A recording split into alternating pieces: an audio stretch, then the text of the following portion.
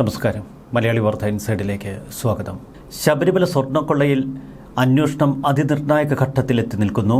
അന്വേഷണ റിപ്പോർട്ട് ഇന്ന് SIT ഹൈക്കോടതിക്ക് മുൻപാകെ സമർപ്പിക്കും. പ്രത്യേക അന്വേഷണ സംഘത്തെ സംബന്ധിച്ച് അതിനിർണായകമാണ് ഈ ദിവസം. അന്വേഷണ റിപ്പോർട്ട് ഹൈക്കോടതിയിൽ സമർപ്പിക്കുമ്പോൾ ഹൈക്കോടതിയുടെ വിമർശനങ്ങൾ എന്തൊക്കെയാവും? ദേവസ്വം ബെഞ്ച് സ്വമേധയാ എടുത്ത കേസാണ് ഇന്ന് പരിഗണിക്കുന്നത്. ഇതുവരെ അറസ്റ്റ് ചെയ്തവരുടെ വിവരങ്ങൾ, അവരുടെ പക്കൽ നിന്ന് കിട്ടിയ മൊഴികൾ എന്നിവയടക്കം വിശദ റിപ്പോർട്ടാണ് ഇന്ന് ഹൈക്കോടതിക്ക് മുൻപാകെ പ്രത്യേക അന്വേഷണ സംഘം സമർപ്പിക്കുന്നത്. സ്വർണ്ണക്കൊള്ളയിൽ SIT അറസ്റ്റ് ചെയ്ത തിരുവിതാംകൂർ ദേവസ്വം ബോർഡ് മുൻ അംഗം N. വിജയകുമാറിനെ ജനുവരി 12 വരെ റിമാൻഡ് ചെയ്തു. നേരത്തെ പ്രത്യേക അന്വേഷണ സംഘം എടുത്ത 2 കേസുകളിലും വിജയകുമാർ പ്രതിയാണ്. ഒപ്പം പ്രതിപ്പട്ടികയിൽ KP ശങ്കർദാസുമുണ്ട്. ശങ്കർദാസിനെ ഇതുവരെ അറസ്റ്റ് ചെയ്യാൻ അന്വേഷണ സംഘത്തിന് കഴിഞ്ഞിട്ടില്ല.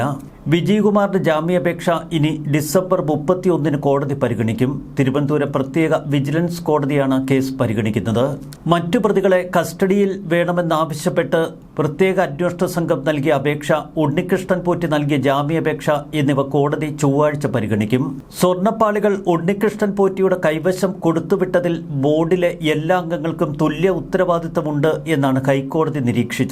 ബോർഡിലെ എല്ലാ അംഗങ്ങൾക്കും ഇതിൽ കൂട്ടുത്തരവാദിത്തമുണ്ട് എന്ന മൊഴിയാണ് A. പത്മകുമാർ നൽകിയിരിക്കുന്നതും. സർക്കാരിലേക്ക് അന്വേഷണം നീളാതിരിക്കാൻ മറ്റു ചില അട്ടിമറി ശ്രമങ്ങളും ഇപ്പോൾ നടക്കുന്നു.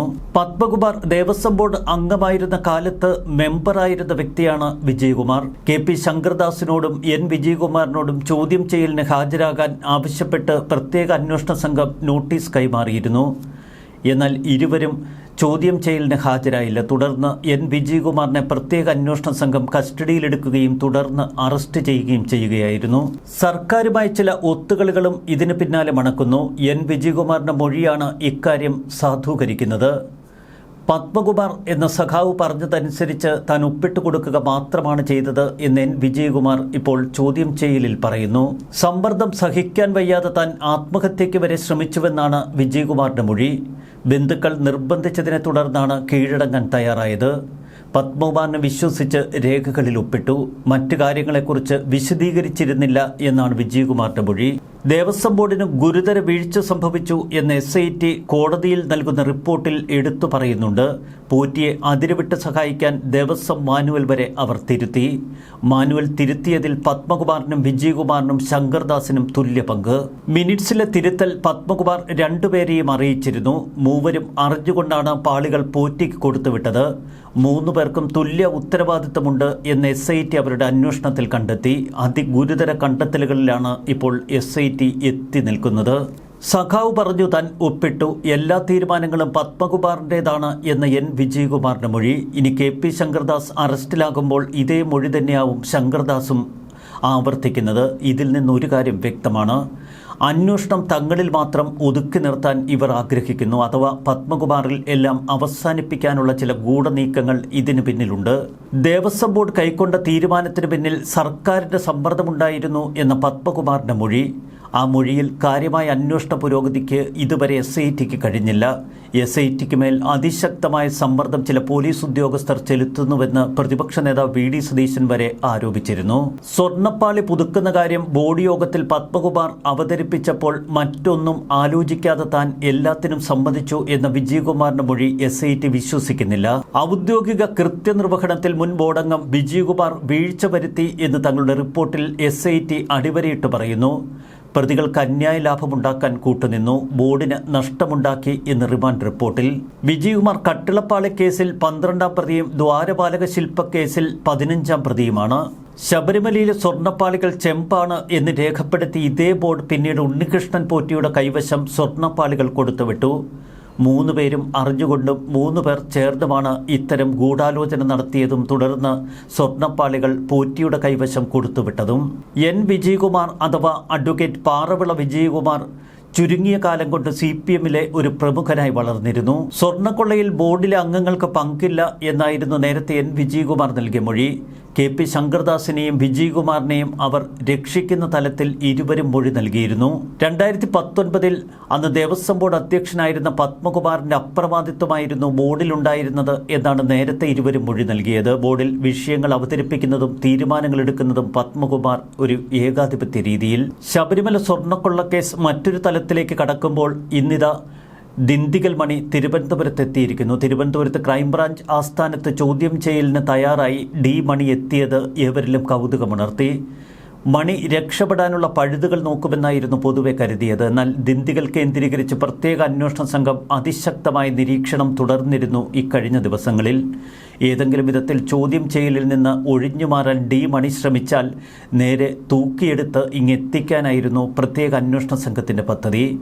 ദിണ്ടിഗൽ പോലീസ് ഇത് സംബന്ധിച്ച അപായ സൂചന ഡി മണിക്ക് നൽകിയിരിക്കാം. ഡി മണി ഉപയോഗിക്കുന്ന മൊബൈൽ നമ്പറിൻ്റെ ഉടമസ്ഥനായ ബാലമുരുകനും ഇപ്പോൾ തിരുവനന്തപുരം ക്രൈംബ്രാഞ്ച് ഓഫീസിലുണ്ട്. ശക്തമായ ചോദ്യം ചെയ്യലിൽ സത്യം പുറത്തെത്തിക്കുമെന്നാണ് പ്രത്യേക അന്വേഷണ സംഘം കരുതുന്നത്. ഡി മണിയെ ഒറ്റയ്ക്കും പിന്നീട് ബാലമുരുകനും ഡി മണിയെ ഒരുമിച്ചിരുത്തിയും ചോദ്യം ചെയ്യൽ തുടരും. ശ്രീകൃഷ്ണനെ നിരവധി തവണ ചോദ്യം ചെയ്ത അന്വേഷണ സംഘം ചില നിർണായക തെളിവുകൾ ഇതിനകം തന്നെ ശേഖരിച്ചു. ഡി മണിയുമായി ബന്ധപ്പെട്ട ബാങ്ക് ഇടപാടുകളുടെ മുഴുവൻ രേഖകളും അന്വേഷണ സംഘം സംഘടിപ്പിച്ചിരുന്നു. ഡി മണി നേരത്തെ തിരുവനന്തപുരത്തെത്തിയെന്നും ഉണ്ണികൃഷ്ണൻ പോറ്റിയുമായി കൂടിയാലോചനകൾ നടത്തിയെന്നും ശബരിമലയിൽ സ്വാധീനമുള്ള ഒരു ഉന്നതന്റെ സ്വാധീനം ഈ ഇടപാടുകളിൽ ഉണ്ടായിരുന്നു എന്നുമാണ് ഇപ്പോൾ പുറത്തുവരുന്ന വിവരം. ഇക്കാര്യം വീണ്ടും സ്ഥിരീകരിക്കുകയാണ് പന്തളം സ്വദേശിയായ വിദേശ പ്രവാസി മലയാളി. ശബരിമല സ്വർണ്ണക്കൊള്ളക്കേസിൽ ഓരോ ദിവസവും വിരണ്ട് ഉണങ്ങി നിൽക്കുന്ന CPM പാർട്ടി ഇപ്പോഴിതാ പന്തളം മുനിസിപ്പാലിറ്റിയിലെ LDF വിജയം ആയുധമാക്കി വലിയ പ്രതിരോധത്തിനുള്ള ശ്രമങ്ങൾ തുടങ്ങി. ശബരിമല ഉൾപ്പെട്ട വാർഡിലും പെരുന്നാട് പഞ്ചായത്തിലും LDF വിജയിച്ചു എന്ന പ്രചരണത്തിന് ശ്രമിക്കാൻ അനുയായികൾക്ക് ആഹ്വാനം നൽകുന്നു CPM പാർട്ടി. ഗുരുവായൂരിലും കൊടുങ്ങല്ലൂരിലുമൊക്കെ മികച്ച വിജയമാണ് CPM കൈവരിച്ചിരിക്കുന്നത്. ഇത് ശബരിമല ഒരു തിരിച്ചടിയല്ല എന്ന് സൂചിപ്പിക്കുന്നതാണെന്ന് പാർട്ടി പറയുന്നു. ശബരിമല പ്രചാരണം ജനങ്ങളെ തെറ്റിദ്ധരിപ്പിച്ചിട്ടുണ്ടാവാം, പക്ഷെ പ്രതിപക്ഷം ആഗ്രഹിച്ചതുപോലെ നേട്ടമുണ്ടാക്കാൻ കഴിഞ്ഞില്ല എന്ന് MV ഗോവിന്ദൻ പറയുന്നു. മറുവശത്ത് പ്രത്യേക അന്വേഷണ സംഘം വീണ്ടും തങ്ങളുടെ അന്വേഷണത്തിന് വേഗത കൂട്ടുന്നു. അന്വേഷണ ടീമിലേക്ക് കൂടുതൽ ഉദ്യോഗസ്ഥരെ വിട്ടു നൽകണമെന്നാവശ്യപ്പെട്ട് ആഭ്യന്തര വകുപ്പിന് കത്തും നൽകി. തമിഴ്നാട്ടിൽ നിന്ന് ഡി മണി ചോദ്യം ചെയ്യലിന് എത്തിയത് അഭിഭാഷകനൊപ്പമാണ്. ബാലമുരുകൻ ഭാര്യയ്ക്കൊപ്പം എത്തിച്ചേർന്നിട്ടുണ്ട്. ശ്രീകൃഷ്ണൻ ഇതിനകം തന്നെ തിരുവനന്തപുരത്തെത്തി എന്നാണ് സൂചനകൾ. അന്താരാഷ്ട്ര പുരാവസ്തു ഇടപാടുകാരുമായി ബന്ധമുണ്ട് എന്ന് സംശയിക്കുന്ന വ്യക്തിയാണ് ദിണ്ടിഗൽ സ്വദേശിയായ ഡി മണി. തിരുവനന്തപുരത്ത് വെച്ചാണ് സ്വർണ്ണ ഉരുപ്പടികൾ ഉണ്ണികൃഷ്ണൻ പോറ്റി ഡി മണിക്ക് കൈമാറിയതെന്നും ഈ കൈമാറ്റ ഇടപാടിൽ ഒരു ശബരിമല ഉന്നതൻ കൂടി പങ്കെടുത്തിരുന്നു എന്നുമാണ് ഇപ്പോൾ SITയുടെ മുന്നിലുള്ള മൊഴി. തിരുവനന്തപുരത്തെ ഒരു ഹോട്ടലിൽ വെച്ചാണ് ഇടപാടുകൾ നടന്നത്. ഇക്കാര്യം ഡി മണി സ്ഥിരീകരിക്കുകയാണെങ്കിൽ ഇന്ന് കസ്റ്റഡിയിലെടുത്ത് ഇത്തരം തെളിവ് ശേഖരണം ഉൾപ്പെടെ ഇന്ന് പൂർത്തിയാക്കാനുള്ള സാധ്യത നിലനിൽക്കുന്നു.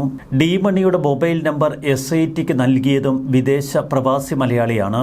സ്വർണ്ണ ഉരുപ്പടികൾ ഡി മണി വഴി ദിണ്ടിഗലിലേക്ക് കടത്തിയെന്നും ദിണ്ടിഗലിലെത്തിയ താൻ ഒരു ചാക്കിൽ കെട്ടിയ നിലയിൽ ഈ വിഗ്രഹങ്ങൾ കണ്ടുവെന്നും നേരത്തെ പ്രവാസി മലയാളി SITക്ക് മൊഴി നൽകിയിരുന്നു. സ്വർണ്ണക്കൊള്ളക്കേസ് അന്വേഷണത്തിന് കൂടുതൽ ഉദ്യോഗസ്ഥരെ വേണമെന്നാണ് ഇപ്പോൾ പ്രത്യേക അന്വേഷണ സംഘം പറയുന്നത്. 2 CIമാരെ ടീമിൽ അധികമായി ഉൾപ്പെടുത്തണമെന്നാവശ്യപ്പെട്ട് ഹൈക്കോടതിയിൽ പ്രത്യേക അപേക്ഷ നൽകി. ഉദ്യോഗസ്ഥരുടെ കുറവ് അന്വേഷണത്തെ ബാധിക്കുന്നുവെന്നും ഹർജി അടിയന്തരമായി പരിഗണിക്കണമെന്നുമാണ് കോടതിക്ക് മുൻപാകെ ഇപ്പോൾ പ്രത്യേക അന്വേഷണ സംഘം ആവശ്യപ്പെട്ടിരിക്കുന്നത്. ഉദ്യോഗസ്ഥരുടെ കുറവ് ആഭ്യന്തര വകുപ്പിനെയും അറിയിച്ചിരുന്നു പ്രത്യേക അന്വേഷണ സംഘം. SITയുടെ പ്രത്യേക അപേക്ഷ ഇന്ന് അവധിക്കാല ബെഞ്ച് പരിഗണിക്കും. പത്മകുമാറിനും ഗോവർദ്ധനും ജാമ്യം നൽകരുത് എന്ന് ശക്തമായി ആവശ്യപ്പെട്ടിരിക്കുകയാണ് SIT. ഇവരുടെ ജാമ്യാപേക്ഷ എതിർത്തുകൊണ്ട് SIT വിശദമായ റിപ്പോർട്ട് കോടതിക്ക് നൽകി. അന്തർ സംസ്ഥാന ബന്ധമടക്കം ഈ കേസ് മറ്റൊരു മാനത്തിലേക്ക് ഉയർന്ന വിവരം കൃത്യമായി ഹൈക്കോടതിയെ ധരിപ്പിക്കാനുള്ള ശ്രമത്തിലാണ് SIT. തമിഴ്നാടുമായി ബന്ധപ്പെട്ട് നടക്കുന്ന അന്വേഷണങ്ങളുടെ വിശദാംശങ്ങൾ ഇന്ന് കോടതിക്ക് മുൻപാകെ ഹാജരാക്കും. ഒപ്പം അന്തർദേശീയ തലത്തിലുള്ള ഇടപാടുകളുടെ സംശയങ്ങളെക്കുറിച്ചുള്ള റിപ്പോർട്ടുകളും. ചുരുക്കത്തിൽ അതിനിർണായക ഘട്ടത്തിലേക്ക് ശബരിമല സ്വർണ്ണക്കൊള്ളക്കേസ് കടന്നിരിക്കുന്നു എന്ന് വ്യക്തം. ന്യൂസ് ഡെസ്ക് മലയാളി വാർത്ത ഇൻസൈഡ്.